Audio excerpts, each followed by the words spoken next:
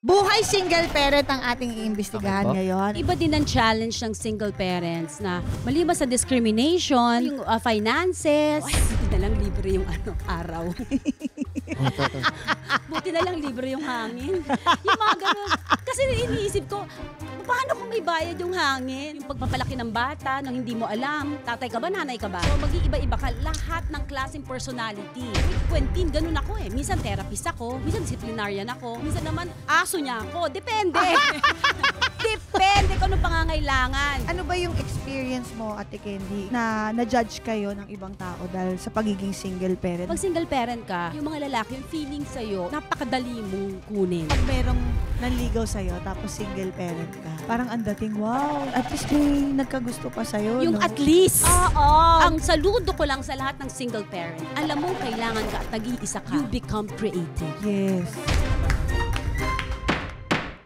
This hearing is hereby called to order in 3, 2, 1.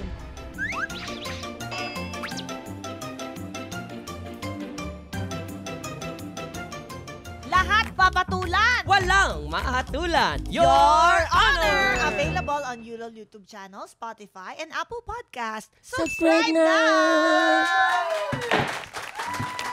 Nako, ang saya-saya kasi isang super lodi ang ating resource person sa hearing natin ngayon. Isa siya sa pinakamahusay na babaeng komedyante sa ating bansa. Isa rin siyang actress, Mismo. vlogger, That's right. host, author, screenwriter, and mother. Yes, of course. At hindi lang po yan, Madam Chair. At sa ating mga tagapakinig. Aha. Dahil vodcaster din po siya. Parang tayo din po. Yes. Yung pinagkakataka ko lang po, Oh, wala pa silang title. ayun nga.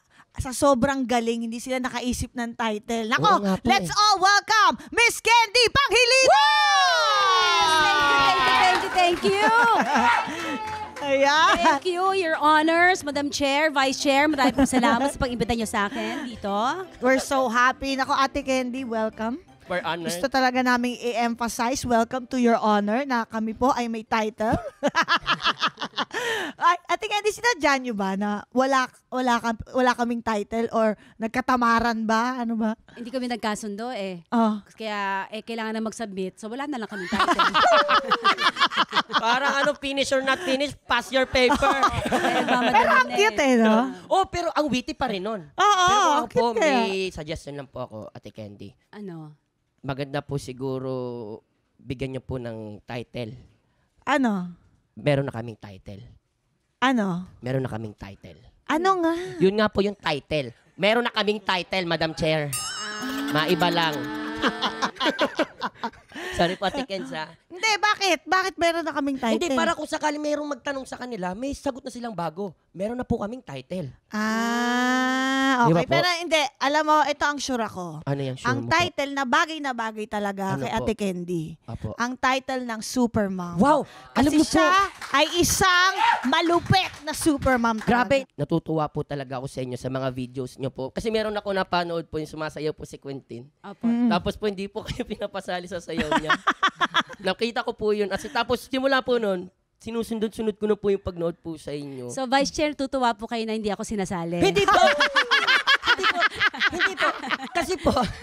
Kasi po, as a nanonood, as a viewer, napaka-cool ma'am po ninyo. Thank you po. Opo, napaka-cool ma'am. Habang pinapanood ko po yung video po ninyo, nakang-smile lang po talaga ako, Ate Kens. At manang-mana sa kanya si Quentin, Manang-mana po sa komedyante inyo. din. Opo. Ano po ba yung mga similarities? Ano po yung pagkakaparehas po ninyo ng Quentin po? Gusto ko tang uuwi, Vice Chair.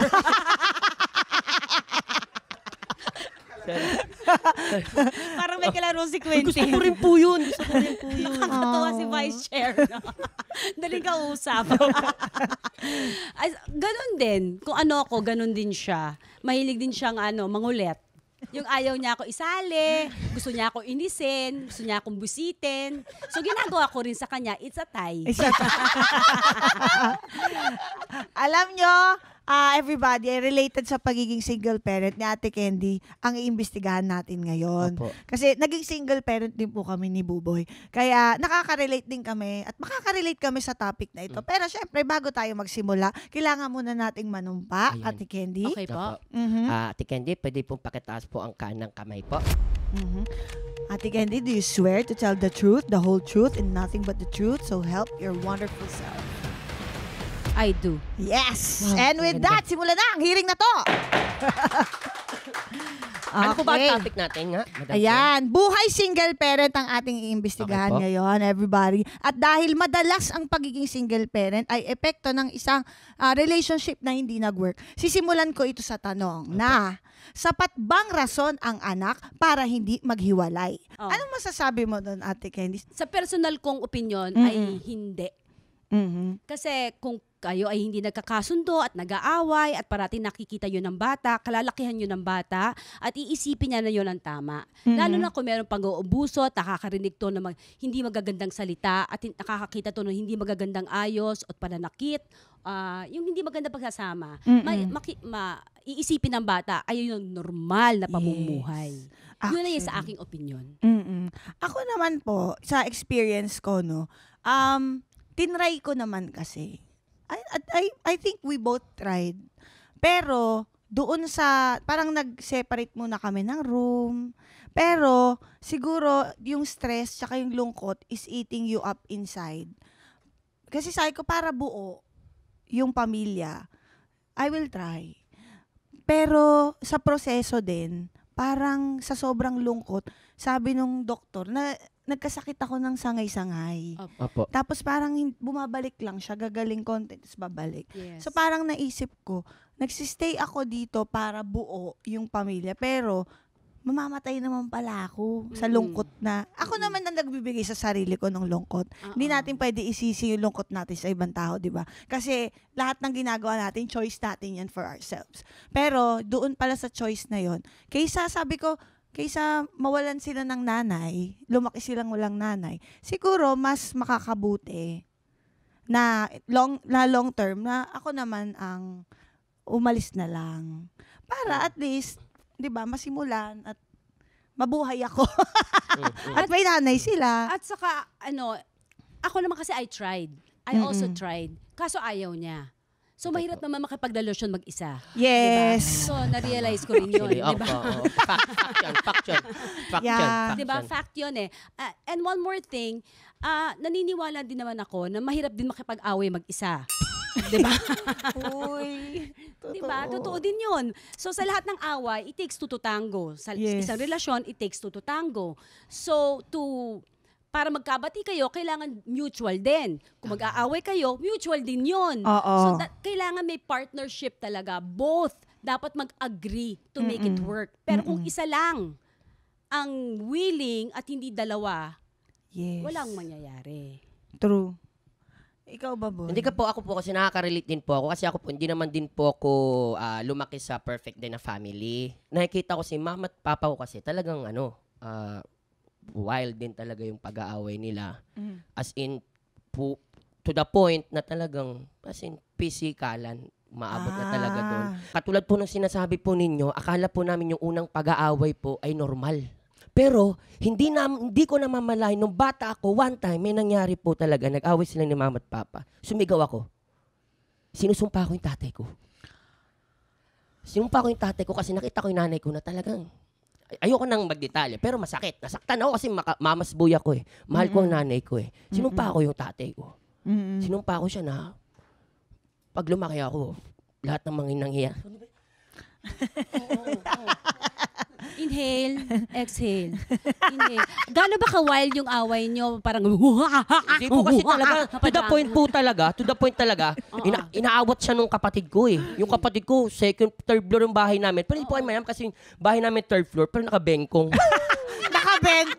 Ben, kasi hindi naman po bato eh. Kumbaga, gawa ng nanay ko lang po talaga yung bahay. Nanay mo gumawa? Uy, fairness, magaling nanay ko. Galing. Opo, Magaling kay nanay bengkong, mo. sobrang aesthetic. Parang Leaning Tower of Ang galing ng Pisa. nanay mo. Opo.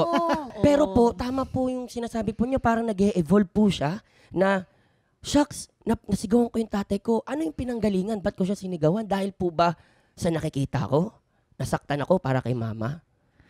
So, Kumbaga parang nag-self-blame na din siya, no? Oo. Biniblame mo na yung sarili mo. pero thank God, gusto kong pasalamat sa Diyos. Kasi po, nung nangyari po sa akin yun, hindi ko talaga, parang sinabi ko galit ako sa kanya. Pero hindi ko talaga sinasabi na sinusumpa ko siya. Kasi mahal ko pa rin tatay ko eh. Oo. Mahal ko tatay ko. At pumunta pa ako ng Mars o Pluto o Mercury man yan. Oo. Tatay ko pa rin siya eh. At Tama. dadating yung panahon, like ngayon po, nangyari po sa akin, naging tatay din po ako. Imbis na mas magalit ako sa kanya, mas inunawa ko na lang siya. Oo, pero dapat talaga mag-move on tayo doon sa trauma ng past. Yun nga po. 'Di ba? So kayo po, sa mga nanonood din po, sa mga, kunwari ako po, ganun po yung pinagdaanan ko as a bata. Ano naman po yung maipapayo nyo po sa akin para po malampasan or makayanan ko yung emosyon na ganito? Ang tingin ko, may pinanggagalingan din yung tatay at nanay. Kasi wala namang perpektong tao eh. Yes. Naniniwala kasi ako na yung mga magulang natin, kunyari nasigawan tayo o meron silang ginawang masama, na feeling natin na-reject tayo, na-neglect tayo, napabayaan tayo, hindi automatically ang sama ng magulang ko. Ano siya, ganito siya, hindi siya naniniwala ako na may pinagdadaanan din sila. Bilang anak, iisipin din natin, tao din ang magulang natin. Meron din silang pinanggalingan. Meron din silang magulang na malamang meron ding ginawa Possible. yon na kaya Yes. nagpasa-pasa, 'di ba? So may pinagdadaanan din sila na akala nila ito ang tama kaya ganito rin sila. So alam mo yon? Opo. So kailangan lang natin malaman kung paano natin i-break na tama na to. Yes. Hindi na dapat to ituloy. Yes. Dito sa akin ititigil ko na. Ititigil ko na tong sigawan, ititigil ko na tong pananakit, ititigil ko na to. Eto na yon. Wala nang rice cooker na masisira. Wala na. Oo, magmula Ganyan. ngayon, magsasaing tayo sa pamamagitan ng uling. Ayan. Para wala Maraming salamat po. Para wala nang ibabato. Ayan. Thank you. Kasi maganda po yung natatakil din po ganun topic. Kasi marami rin po sa mga kabataan din po na medyo ligaw or hindi rin po nila alam yung tamang kasagutan. Well, ako po, thank you po kasi kahit papano, nabigyan din po ng kaliwanagan kung anong po yung mga question na nakabalot sa aking utak. Anytime, anyone,